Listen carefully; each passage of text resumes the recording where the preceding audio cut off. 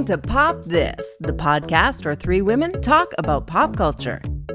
Here are your hosts, Lisa Christiansen, Andrea Gin, and Andrea Warner.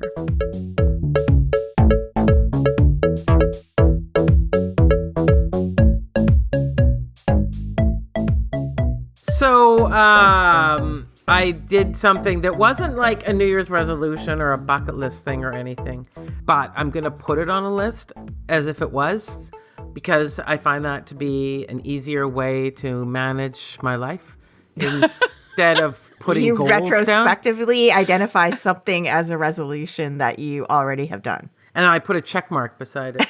Because you know what? You are living that hardcore hindsight is 2020 life, and that's like your rule. Yeah. Like nothing future forward to set yourself up to fail. Hindsight 2020. You gave that gift to yourself. Yeah.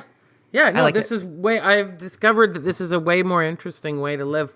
So anyway, at work, I had this conversation with this guy who was like very serious about his goals. I need to make some goals. And I'm like, and I told him my method and he was, yeah, I'm not so sure about that, but whatever. I am.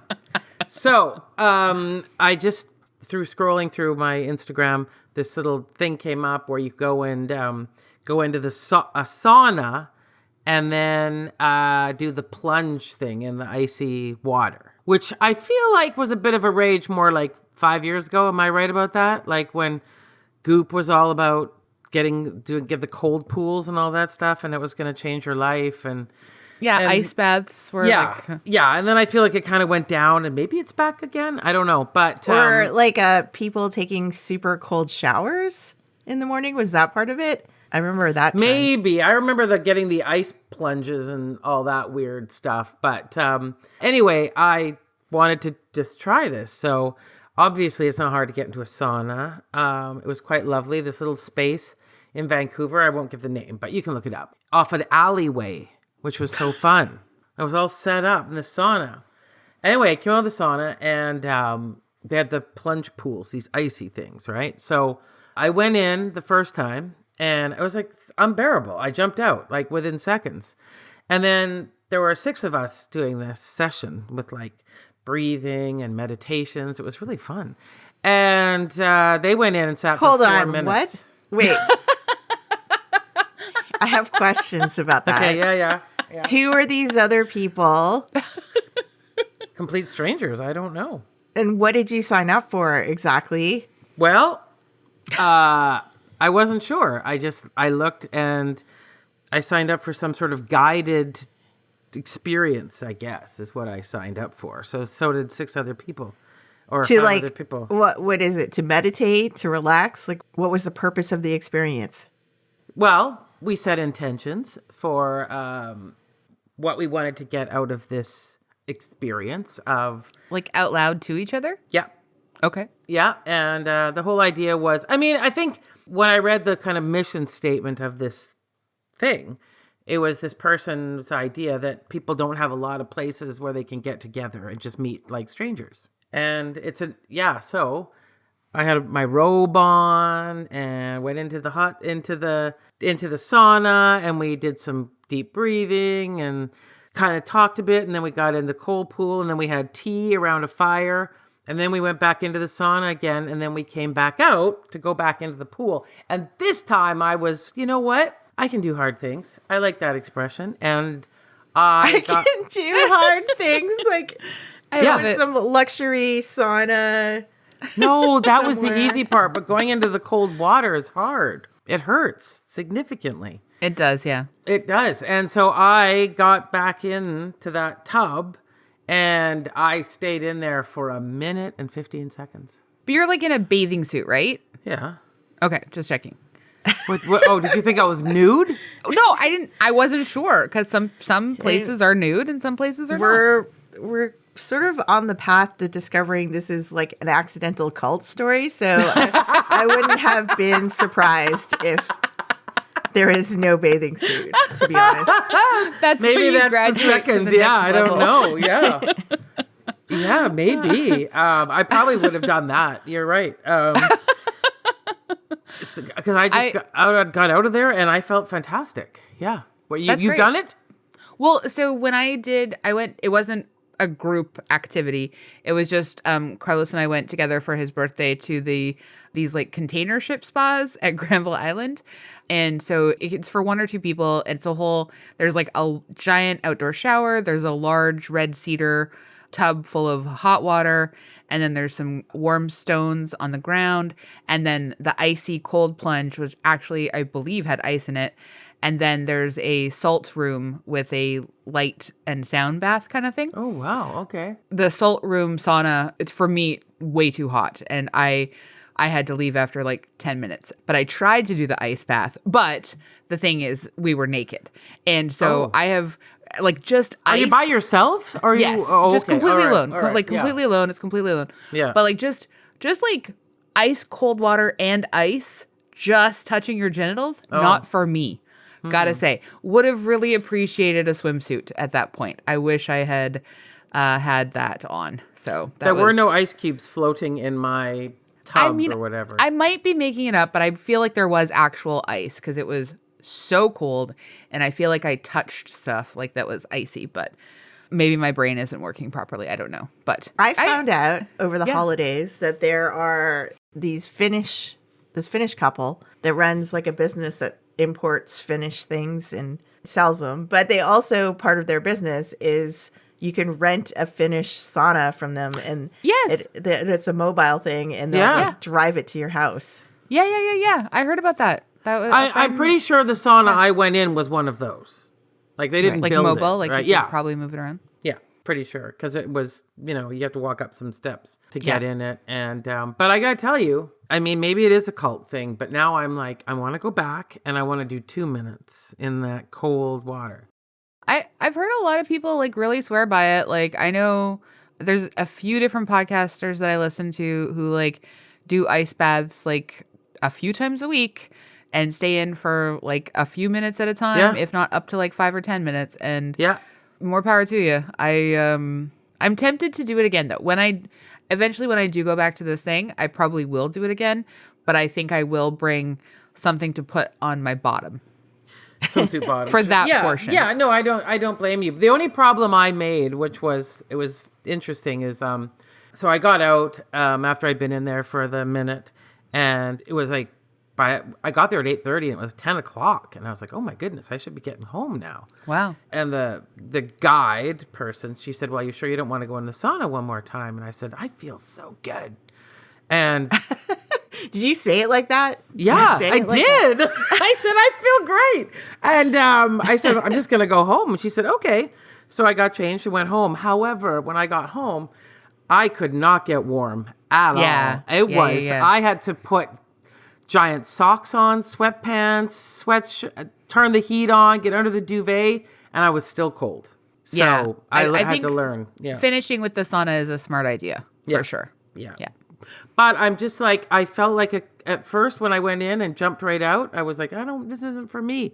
But I think it is now. So it happened. But did you make like friends with the other people you're with? Like, or will you return as a group now? Because you have this bonding experience. Your new social club. No. However, I have to say that it was a really fun experience. Just the idea that we were all sitting in the sauna, and the guide said, to us, if anyone wants to share something that last year was really great and something that wasn't so great. And so we all did. And oh, wow. Yeah. And, it was really lovely. It was just, and I probably won't see these people again. And, I mean, I think three of them were already friends. And then there was myself, another woman, and then this guy who did not share at all. But whatever, he was there. Yeah. And everyone was, and we ended up, laughing a lot. And then when they came out and I had been in for a minute, they heard that and they were all, way to go. And it was, it was really lovely, I have to say. But That's so nice. at the end of it, what you felt great in what way? Like you felt really relaxed? Yes, but more I felt like just quite kind of really happy. Like I think for someone who has, a lot of anxiety, I have to say that it was really fun. Yeah, is that the right word? I didn't think about anything else for an hour and a half. That's You know? nice. Yeah. I mean, yeah, that's really good if you were just fully present, because I guess presumably you can't take your phone in, and so you're not like looking at your phone at all during that time. So No, we came in and like there was like little pots of tea. Just have some tea and sit around this little fire, and then hang your robe up and go in the sauna, cold, back out, get some tea, and everyone was talking and laughing and sharing. And then when I left at 10, I couldn't believe that I'd been there an hour and a half. Like it was really lovely. Yeah, I think whatever it is they're doing, it's perfect, I have to say. That's awesome. If it is a cult, good for you. You Yeah, found well. the one that you've been looking for a long time. I'm very happy to join this cult if that's what Yeah. it is. It was perfect. Yeah.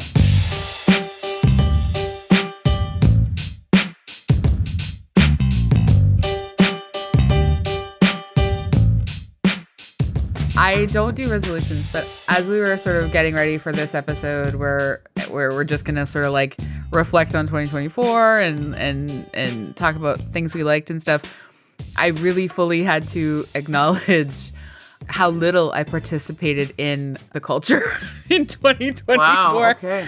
And I mean, I understand. I How had reasons. reassuring for everyone tuning into this pop culture podcast. Look, I got a lot of excuses, so I don't feel bad about it at all. But it made me sort of really think about the things that I did make time for, and like where I wanted to spend my time and where I chose not to, with like the limited attention span that I had. And maybe some of the things on my list this year are like some of the most important things for me. Like, it's not a year where I was just like participating to participate. Like, I had to selectively choose most things and leave other things behind. And I don't know, that's like that is maybe my new path forward. I mean, that sounds good. I mean, what is the zeitgeist anymore, right? We're also fractured. I mean, the social media isn't going to be fact checked anymore. So, what are we doing really? well, right? that just made me think of that sort of really famous Kim Cattrall quote when she didn't want to take part in the new Sex and the City, and she said, "I don't want to be in a situation for even an hour where I'm not enjoying myself." Yes. Yeah. And that Yes. was like her mantra. Yeah. Yeah. Yeah. We all think about that, I think. Yeah. Just My God. out. We're in trouble with this podcast because we certainly end up doing a lot of things that one, if not two, if not all of us absolutely despise. True. Well, I consider that to be similar to my plunging into the cold water. Ah, It's yes, just yes, like, yes. They're harder things to do. You want to see what new art is out there, what people are thinking about and talking about. So, did I find every moment of the substance to be relaxing or enjoyable? No, I sure did not. Am I happy I went through that experience? Yes, I am. Is it one of my favorite movies of 2024? Absolutely. Yeah. But was it easy? No. Well, this seems like a good segue, as good as it's going to get this year. Yeah. And in this episode. I'm Andrea Warner. I'm Lisa Christiansen. I'm Andrea Gin. And you're listening to Pop This. And this is our somewhat annual. We usually do like a sort of best of the year before. And sometimes we make it so that it happens in the year that we're talking about. This year's not one of those years. This is 2025. We're talking about 2024. So you know what? I hope that everyone just does that whole thing where you did a list of what's in and what's out. We're only going to talk about what's in for 2024 according to us. Yeah, there you go. That's fine. I saw a lot more, I have to say, of this on Instagram, which is this, and they have the same videos on TikTok. People running down their list of their favorite books of the year. And sometimes out of 10, only 4 of them were new. Yeah. I mean, people were, I think, doing a lot more now of, kind of like, now I'm going to read this, or I got this finally. And yeah, and I think as it increases, especially, right, as we get so much more books and TV and all of that, it's going to be harder to keep up, and you're going to have to, sprinkle in some of the older stuff in the year. Yeah, absolutely. I mean, when I was like kind of doing a cursory look back on things that stood out to me from this year, I tried to keep it confined to things that came out in 2024. But I think one slipped through because I think it came out in 2023, but I only saw it in 2024. And I feel like that still counts. Sure. Yeah. Okay. Well, my favorite thing that I saw, I'm just electing myself to go first. Yep. I know we're going to talk about TV and movies and books and whatever else we want. But my favorite movie that I saw, that I believe was this year that I saw, is Robot Dreams. Oh. I loved Robot Dreams with all of my just soggy heart. I wept through that film so much. It has the best use of September by Earth, Wind, and Fire that I've ever heard. And it has repeated uses of the song throughout the entire film. I loved it so much, and it's brilliant, and I hope everyone gets to see it because it's just so good. And it's basically like wordless. Yeah, I was going to say, can you tell us a bit about it? Oh, yeah. So it's about a dog that is lonely living in New York in the 80s, and the dog orders a robot as his companion. And it's all about their friendship, and then they are unfortunately separated by circumstances. And it's whether or not they can sort of find their way back to each other and how you deal with kind of like just like a friend's absence. Oof. And moving on and what that looks like. And it's so good. And it's very funny, but it's also extremely sad and a little bit devastating. No dogs die, Lisa. Don't worry. Okay, thank you. Yeah. Yeah. Mm-hmm. It's based on a graphic novel as well that I have not had a chance to read, but it's apparently extraordinarily good, of the same name. And it's like my favorite movie that I saw last year. Wow. So we're talking about favorite things we saw, right? Like, yeah. So I have to say, I had a pretty good year for seeing concerts. When I made a list of all the concerts I saw, I think I pretty much ended up seeing something every month. Wow. Which is, and I will say, and I'm sure I mentioned it here, but the album that I enjoyed the most this year was called, Absolute Elsewhere by the band Blood Incantation. Yep. What? I love the name. Which the name of the album or the name of the band? The Blood Incantation? Yeah. Well, yeah. When this album came out, it is a heavy metal album, yes, but it is a death metal prog album. And so every once in a while it sounds like really good death metal, and then it goes into something that sounds like you're listening to Pink Floyd. And it is a wild experience from the very beginning of the album to the very end. And I've listened to it so many times all the way through.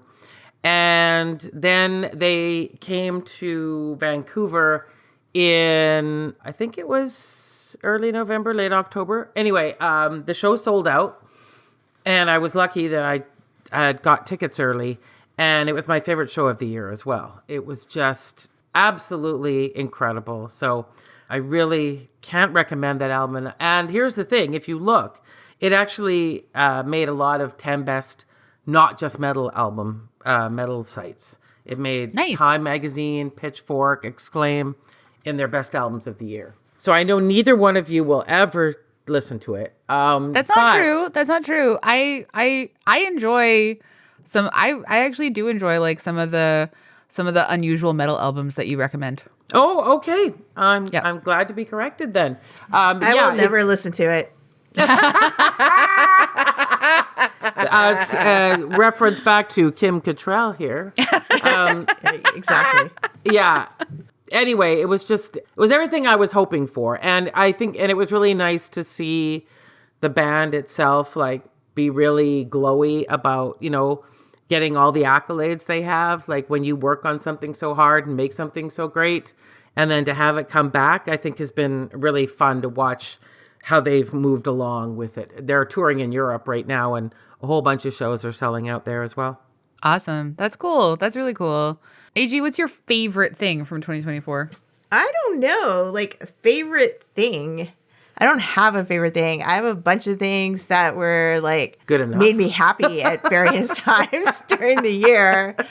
But I was thinking that Mr. and Mrs. Smith was probably my favorite TV series that I watched. Yeah. And, like I always love seeing Donald Glover joints because he's so creative and he's always kind of pushing the genre of whatever he's doing. But to me, the real sort of highlight and discovery of the series was Maya Erskine as like this is playing the spy. And I just feel like she's also playing an Asian woman on screen that just goes against all the stereotypes of Asian women. And I just loved it. And I think she just brought such a presence and was so cool in this role, but also a completely different like Asian like hero than what we've ever seen on screen. And I think that her portrayal of that character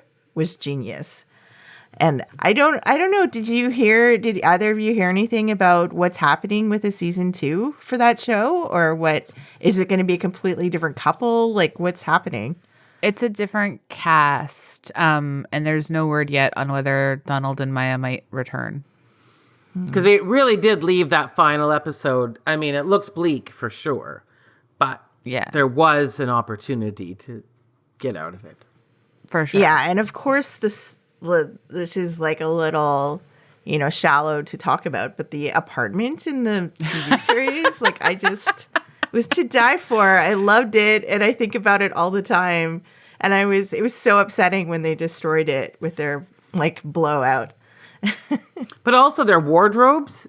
Oh Yeah. God! Everything. Also the different locations they went to. Mm-hmm. Also the extra like Ron Perlman and Sharon Horgan being in it. I mean, it was just. It wasn't Sarah Paulson their therapist too. Mm-hmm. Yeah. like it just was a perfect. I have to agree with you. Best TV show I saw last year too. I savored every episode. It's also my favorite TV show from last year, and I echo all the things that you both just said, but I also want to add that I think it's probably one of the most interesting explorations of a relationship that I've ever seen. And some of the things that they talk about and get into is a way that I've honestly never seen a romantic relationship explored before, like on television. And I think they get so real and so raw, and it gets tough, and it's still funny in so many places, but it's just even with all the violence that they do to each other, it's the words that really hurt each other so much in so many ways. And I was floored by how, and then I was thinking about so we know that Phoebe Waller-Bridge, I think that's the order of her names, she was supposed to be Donald Glover's creative partner on this. She walked away before anything sort of really transpired. And then it's his vision, and Maya Erskine ends up sort of in the cast, and really just is, it's unimaginable that anybody else would be Mrs. Smith. Oh, absolutely. I don't want to see that show at all.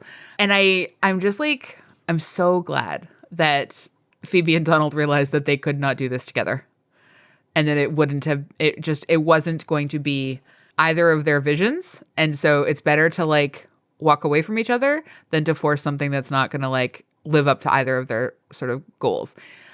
I know that maybe stuff went down that wasn't great or whatever. I have no idea, but I just, from the absence in which they both never refer to each other, and they don't talk about each other at all anymore, and they used to be good friends. So maybe all that fell apart, and I'm sure I'd love the gossip of it. But from a creative standpoint, I so admire that, sometimes it's not perfect between two creative folks who have extremely specific visions, and they can't make it work together, and they have to not sort of collaborate. I don't know. Very glad that we got the Mr. and Mrs. Smith we deserve. Yeah, I mean, it takes some bravery to walk away from a project that seems like it's going to be an amazing thing, for your career or whatever. And just to realize that and have the realize that it's not going to work out the way you want it to and have the courage to walk away. And so, yeah, I think it is a really fascinating example of doing that, and that we should all sort of learn a lesson from it. And that Donald stayed true to what he wanted for the project too, I just think he had a vision, and it's so clear what that vision is because we see it, and that's why it's our favorite show of the year. Yeah. And another one of my favorite shows, I hate to have to rank everything, but was Somebody Somewhere. Its final season, only 3 short, so cruel. I literally have, people who also like the show with me, and they're just, they look at me and they go, why? Why is that it? How could it be over? I want them back so much. And, why are they stopping after season 3? Does anyone know? No, I don't know. No. I feel like they just decided to end it on their own terms instead of waiting around to see if HBO would renew really? them. I don't know for sure, but that's the impression that I got. They did say they might do some movies and things like that. So, that's okay. But, I love that show so much. And I do think it ended really beautifully. And I guess they must have known they were writing their final season. So I have started to go back and watch the first season now. And it is really beautiful. I don't think I would have wanted that chaos again at the beginning. It's pretty harsh. Everyone's pretty mean to each other, and it's dark. And it's pretty dark.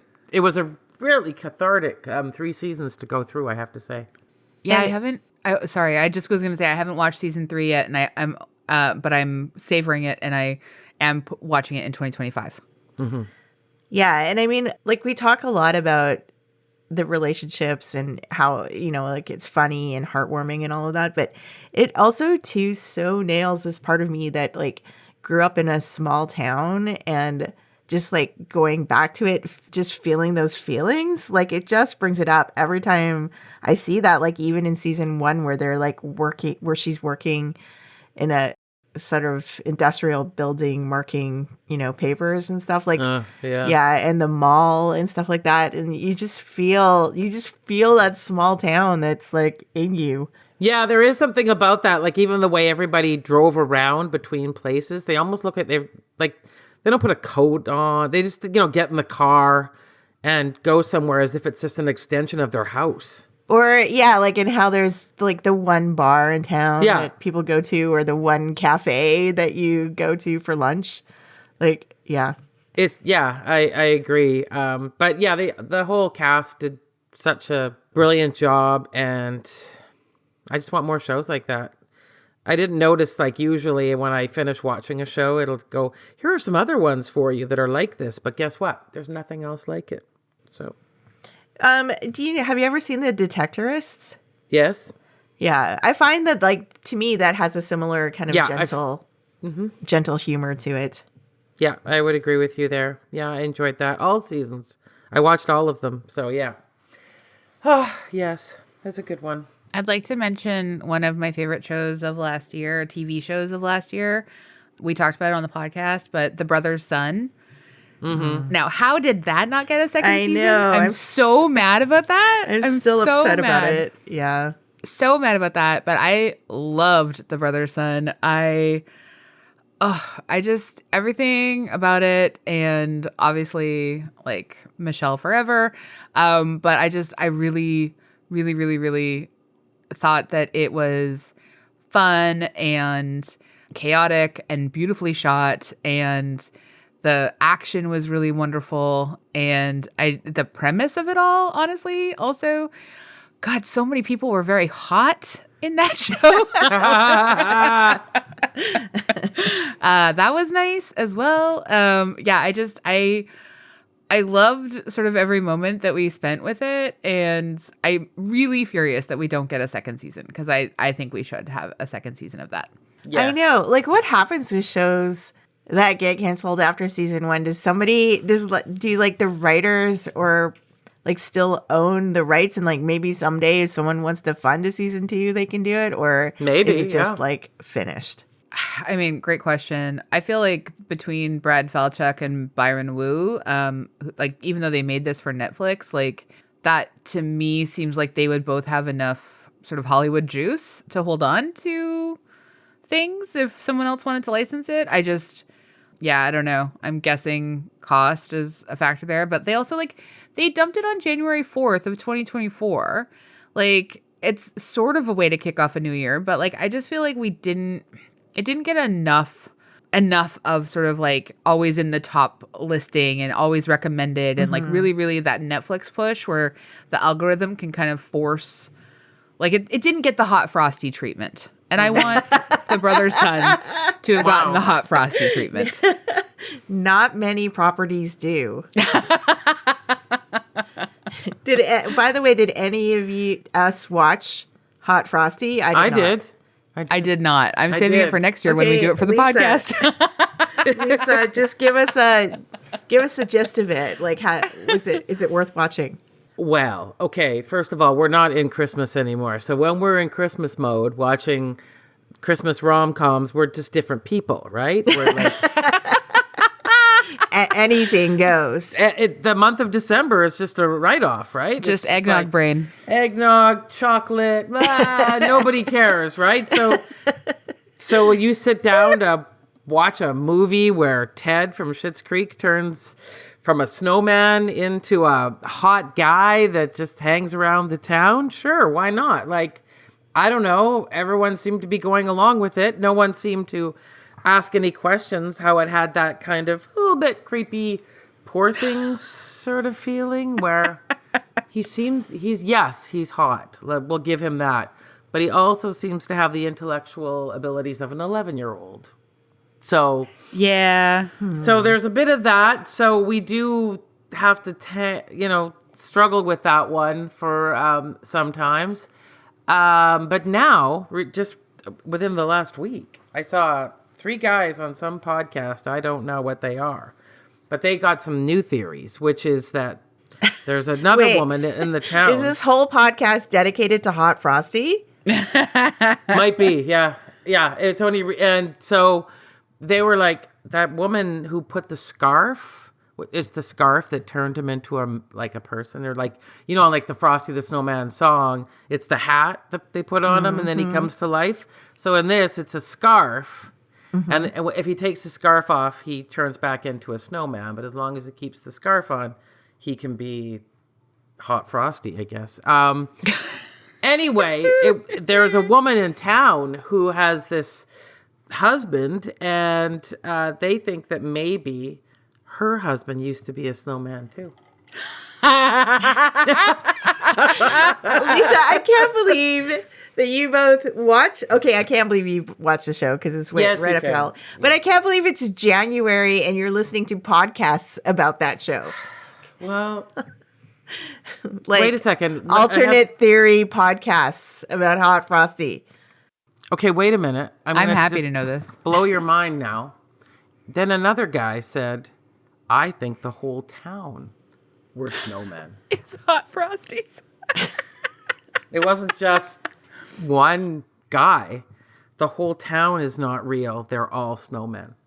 Honestly, I cannot wait to watch this movie next year with you guys for our holiday season watching. I know that we missed out this year and we should have watched it. And we really... I also watched The Merry Gentleman, too. So I don't know what that is. That was another Netflix... okay. With the guy from One Tree Hill, and he's they have to save the girl's parents' club or whatever. Oh. And so she gets this idea to do kind of a Chippendales in the small town. Wow. Wow. Honestly? Well, I watched everybody, if you need to know something about our Netflix Christmas rom-com, go to Lisa. Thank you very much. Yeah. But honestly, I cannot believe we missed both of those for this year. I feel like somehow that's my fault. I don't know why I want to take that on, but rectified for 2025. I'm actually going to put it in the doc right now to add for December next year. But the thing is, next year there will be more and they'll be new. It'd be I know, more and that's- over the top. And Yeah, but that's why, like, Yeah. instead of like a zombie season, instead of actually any Halloween programming at all, we should just start Christmas in October and then run 3 months. Three months of all Let's just- Christmas. Yes, Let's just yes. do it.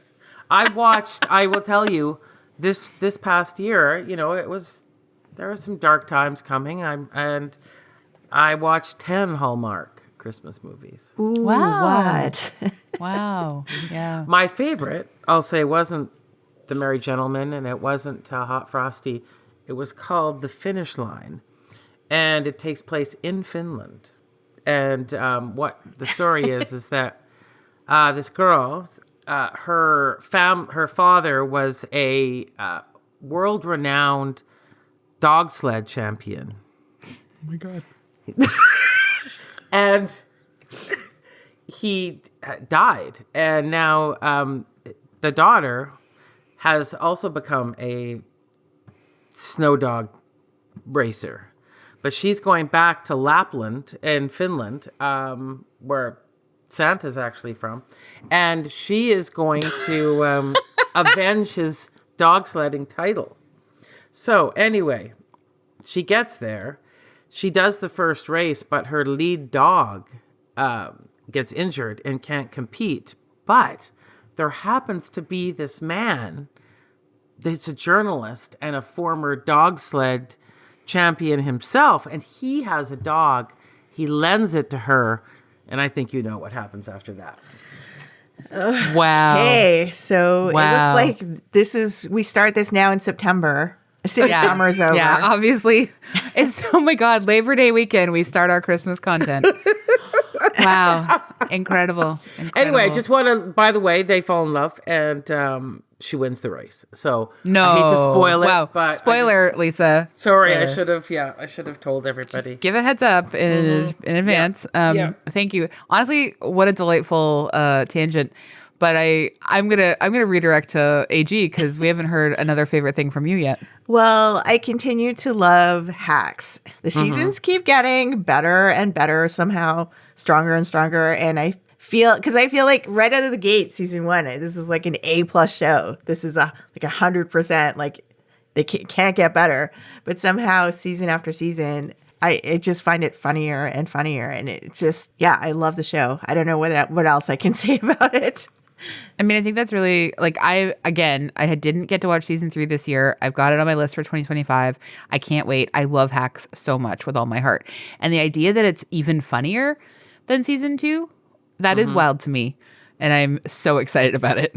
It picked up a couple of Golden Globes the other night too. It sure did. Yeah. It was great. Yeah. Yeah. And it just, I don't know, but the writing is just so sharp and so on point. Like, the stuff in every season it's like referencing the current culture, and it skewers it so well. And I don't know, Hacks is something that I will probably watch and rewatch forever.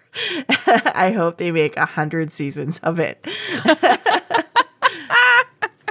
And I know we're Amazing. on this theme of television, but I have to say also that I really loved that One Day, the remake from Right, yeah.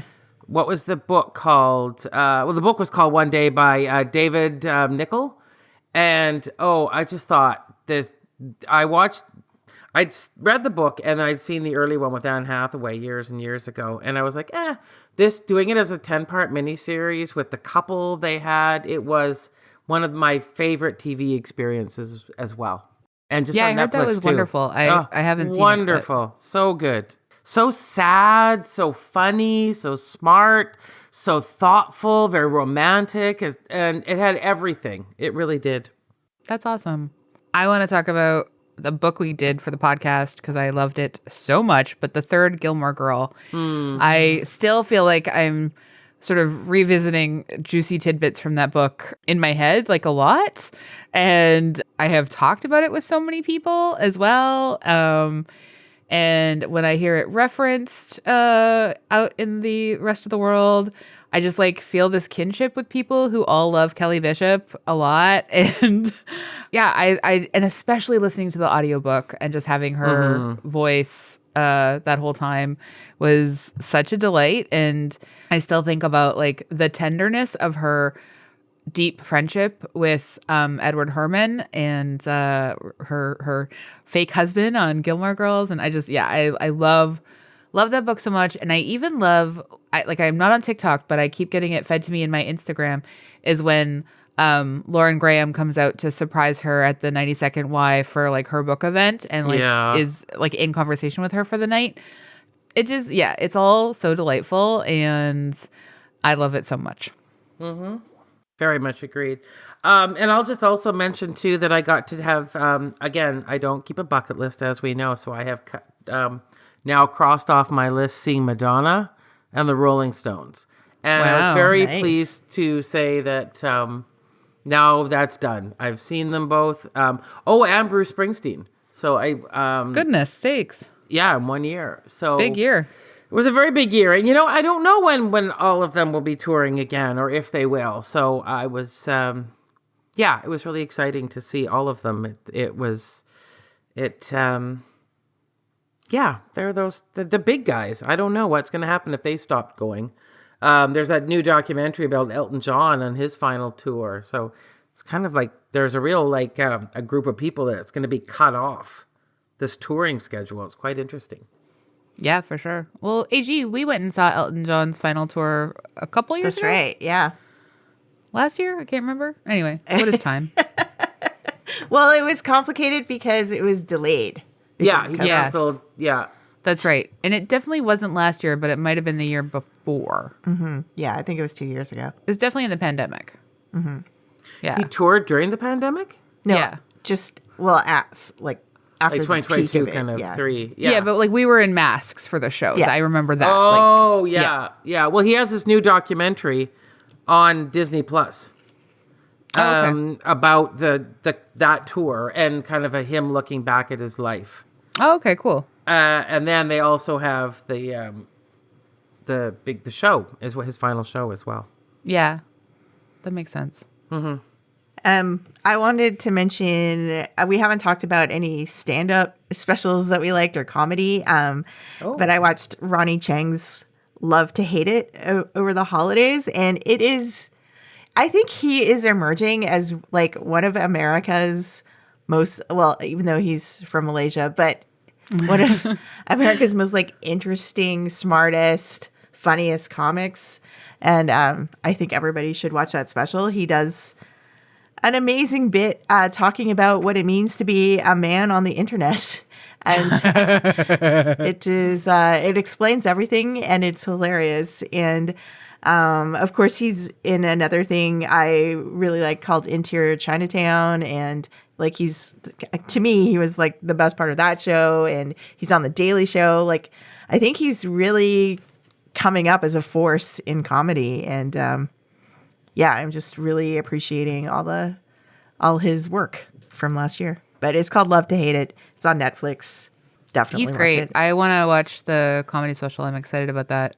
Yeah, I've talked a lot about how much I like Nate Bargatze, and he has a new special as well on Netflix. I watched it on Christmas Day. It came out, and he's just a very sweet comedian. There's nothing harsh or mean or I don't even think he swears during his material. So I really enjoyed his comedy special. And so I watched the Golden Globes, and Nikki Glaser was the host, and she did a really great job. It was funny. It wasn't mean. Yeah. You agreed? Oh, yeah. I enjoyed it. Yeah.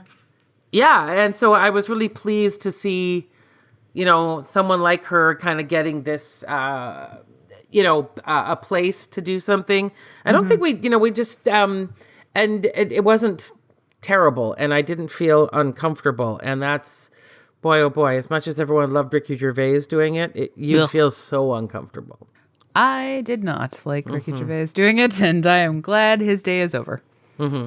But yeah, she did really well performance-wise as well. Like, she seemed really comfortable, and yeah, it was just like she kind of had gave the show like a good feeling all night, kept it moving. Yeah, no, I enjoyed it. I always, at the end of these things, I'm like, I watched that for 3 hours, but I did. Yes, I did. The other thing I will say, it sort of ties into the thing that I wanted to talk about next. Nikki Glaser is a huge Taylor Swift fan. She has gone on record as having talked about having spent over $100,000 seeing the Eras tour. And I gotta say, I get it. Like, I mean, I don't have that kind of money and I wouldn't, but one of my favorite things last year for sure was I had this wild opportunity to go see Taylor Swift's Eras tour in Vancouver, like her first night here of her 3-night stint. And it was pretty incredible. Like, I really was content to just see the concert doc that I saw. And then I got the chance to review the show, and I was very lucky. I had incredible seats, and it turns out I was sick the whole time, but that's okay. I had a great time, and it was like worth it. And I got to take so many great photos and videos, and I got to have so much fun. Got a little bracelet. I even got a physical ticket stub, which when's the last time we got physical ticket stubs, friends? Yeah. So I don't know. That was a pretty incredible concert to see last year. And I think it was also just like the environment of it and being a little tiny part of the whole culture of that experience was pretty great. Fun. Yeah. Yeah, I did see Nikki Glaser saying that she saw the Eras show 22 times. Yes. Wow. 22 An incredible times. number of times. I mean, Yeah. I told you both a story at our Christmas dinner, but You should not tell this on the podcast. Don't ever tell it on the podcast. You got- I feel like this was the most shocking thing I heard all last year. I was out for dinner with my friend, and he was like, you know what? We were talking about Taylor Swift and how he has a 13-year-old daughter who is a Swiftie. And he, has a brother who has a job that and he was able, to sort of find an inside track to get tickets to Taylor Swift. And he was like, look, I managed to finagle these tickets. Does your daughter want to go to this? Went about his business for like another 20 minutes, half an hour, and then phoned him back and was like, no, thank you. Oh my god! Oh my god! Oh my god! Oh my god! Oh my god! I can't go down this road again. I went hate through this so story many- so much. And I was just like, how could this you do little that? girl could have had a life-changing experience. Like really being with other young girls and feeling the power of He this just experience. wanted no part of it. None of it. It's cruel and it's selfish, and I would say those things to his face. I said those things to his face. Okay, good, yeah. And he was like, I told one other person this story, and he had almost the exact reaction you're having. So maybe I should stop telling the story to people. Yeah, it is a story that should die here on this podcast. Well, yeah, like the thing is, his daughter can never find out that this happened. Yep. Yeah. I'm still. I know. I'm Still. still can feel this. It was just like, you did not even have to do anything. These tickets were being handed to you. You didn't even have to you didn't even have to make a phone call. Like, this is ridiculous. Absolutely ridiculous. Anyway, Absolutely ridiculous. that was the most shocking thing I heard in 2024. Yes. That is the most Yeah, shocking that thing. is. Yeah. Can I just say like one more thing that like really like personally changed for me in 2024? Yeah. I got bangs, you guys. Oh yeah, you did. Yeah. Wow, and it's 2025 and you're still talking about the bangs. This is my whole life now. This is my whole identity. I am a girl with bangs. And sometimes they curl up more and sometimes they curl up less. But do tell me this. You Yeah. went for a long time, like your whole life, without trying, even attempting bangs. Never once. trying bangs. Yep. And then you did it, and now you love them so much. Like, what did you learn from that experience? if anything? like, I mean, the kind of things that I'm learning, I feel like I'm just learning all the time, which is that like I have an idea that something isn't for me. And then once I finally abandon that and I try it, sometimes it turns out that it is for me. And I've just been kind of denying myself all along. Other times it turns out, no, I was right. That wasn't for me. Bangs are for me. Like, I feel this is like, I know this now. And I can't say that I finally convinced you to do it. This is going to be dark, but I didn't have to do chemo, and I had put off getting a haircut for a long time. And then I was like, well, I had the danger of losing my hair, and I was really freaked out about that and quite upset, like thinking about it. And then when I found out I didn't have to do chemo, I was like, you know what? I'm going to do something really different with my hair. I'm going to get bangs. And then I did it, and I have no regrets. Yeah. Well, I mean, good for you. Like, it's just like so long to be committed to thinking that you don't look good in bangs, even though you've never tried it. And then, take that leap. That's amazing. But I had held my hair in front of my forehead and flipped it up before, and I'd done a bunch of things. But there's a lot of rules that people tell curly haired people that like certain hairstyles aren't for them, et cetera, et cetera. Like, and it was seeing a bunch of sort of like curly haired people manage bangs, like Natasha Lyonne and like Russian Doll and stuff like that. Like starting to see more curly haired people with bangs in a way that like looked pretty good. I finally started to sort of like think maybe I can do that. It's incredible. Thanks. Yeah, this is an inspiring story. The Very cold inspiring. Plunge of my face. There you go. It's Yep. I also saw you trying some different food. I've tried different food. I also started wearing high-waisted, wide-legged trousers. Look, I feel like you've changed so much. Yeah. In 1 year in terms of those things. Yeah, I do Aquafit all the time now. But I mean, like your style has changed. Oh yeah, like you're wearing. The other day, I saw you wearing like a turtleneck and high-waisted jeans. Yeah, and with the bangs thing, I was just like, who is this person? Yeah. I mean, I'm so sorry. It must be difficult to have to get to know your friend, but too bad. Here I am, jazz fingers and spirit fingers and jazz hands and bangs. I think it's looking great. It's looking amazing. Thank you. Oh yeah. Thank you so much. But which isn't to suggest there was anything wrong before, because no, it was obviously I was the travesty of a boring human. No, it's fine.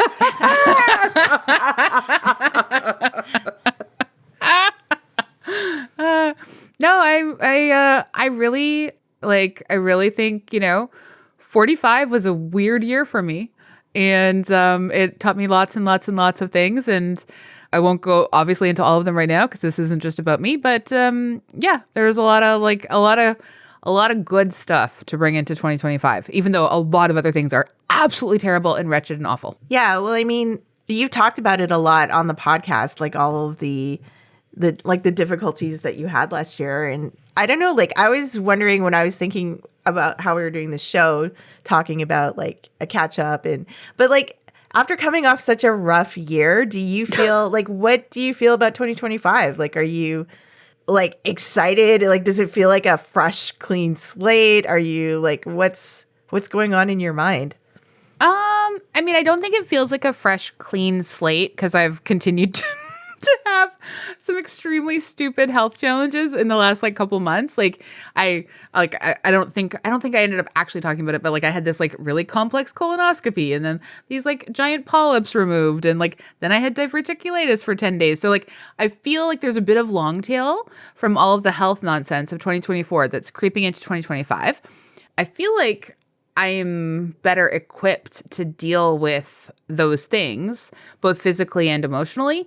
I can't say it hasn't shaken me a little bit to face a bunch of weird things, but overall, I think I'm ultimately probably fine. So everything feels a lot steadier than it did, midway last year. But, I mean, kind of the most toxic thing about me is how even though I think I'm quite a realist and I think I am, and I am also sometimes a cynic, I'm extremely hopeful and I'm quite an optimist. So I just I have a lot of hope for 2025, even though it has absolutely started off as a atrocious, pile of stuff for a lot of people I love and a lot of things in the world, I still have a lot of hope for 2025. I think that bodes well for all of us. Yeah. Like I can't be cynical anymore. This is the other thing. This is like the big lesson from last year is that like I'm so lucky. Like I had like not great cancer news and I'm so lucky that it like resolved the way that it did. And I had like so many people show up for me and love me and be wonderful and supportive and like you guys and like a lot of our other friends and just like a whole bunch of people just being the absolute best. And then I was so lucky and I had like quote unquote the best cancer as like doctors kept telling me. So I can't be cynical. I just have to be grateful. Yeah. Yeah. Yeah. And live by the words of Kim Cattrall. Yeah. Well, that's like absolutely the energy I'm bringing. Like, why would I waste my time doing anything that didn't bring me pleasure? No. Yeah. I think that should be our new motto for all of us for 2025. Absolutely. Yeah, unless it's like that cold plunge, and that was fun. So, I'm just saying, mix it up. Yeah, but it ultimately brought you pleasure. It did.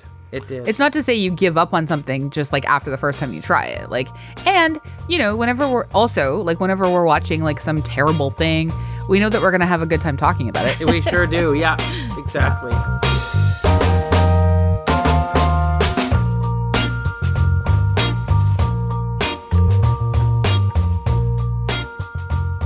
Well, I didn't bring any new recommendations because we were doing a best of. Was the whole thing was The whole thing recommendations. was So I didn't bring any new recommendations, recommendations. But I will take inspiration from Lisa's setting of intentions from your sauna Cult social sauna. club.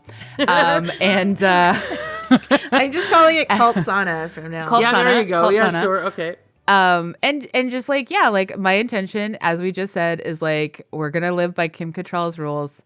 We're going to do the things that, if they're not giving us pleasure for even an hour, we won't do them. Agreed. All right. Yeah. And I will say that and this is what I did say my intention was for 2025, is that, you know how I always use that expression, a billionaire moment? Because I say even a billionaire couldn't improve on this moment. That's what I want to have I've more literally of. never heard you say that. No, really? Nope, I've never heard you say it either. Yep, nope, never heard you say it. Nope. Really? Oh, well. This is like, these are for your private talks with others, I guess. I don't know. I guess I don't use it because we're just watching shows, but I'll just say to someone, hey, this is a billionaire moment, because there's no way that it could be improved upon with money. You couldn't fix this. It's just a perfect moment. And so I want to have lots of those in 2025.